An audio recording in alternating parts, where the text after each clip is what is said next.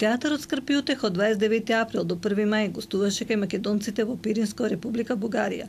Беше одиграна представата Джамалари Дионис, текст на Тихомир Стојановски во режија на Страшко Милошевски.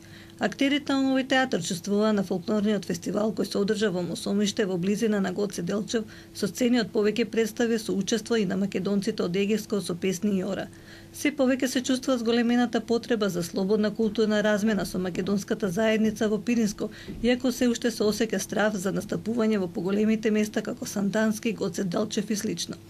Првиот е за тоа дека ни удостоиха со големото внимание театарот Скрп и утеха од Скопје е един традиционен продолжител на Еврипидовиот театар и на Војдан Поп-Георгиев Чернодрински. Ова е голям христијански празник. Тој празник днеска се кажува Светли петок или животворящ источник. Таков животворящ источник е и самата земја Македонија, која ги пълни срцата на луѓето и дарува светлина на целиот свят. Да бидат живи и здрави и на многа еледа православному македонскому народу. Секако дека македонците од Пиринско не идуваат и на многу проблеми. Може да се каже, че за овој Линден Пирин, откако нашето прашање биде затворено во Советот на Европа во Страсбург, сега сме некакси како во безтегловност. Макар што Македонија можеше малце да помогне тогава за затворење тоа прашање, ние направиме протест во Страсбург, испратиме 2 автобуса со луѓе да протестират.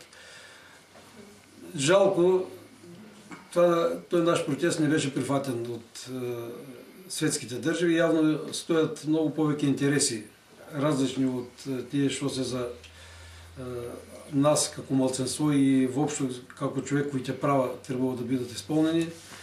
Многу од нашите луѓе се отчајани од тоа дека Бугарија веќе во Европска унија усме со менталитет на европјани, но излегува дека Европски сојуз е нешто подобно како Советски сојуз, како што беше.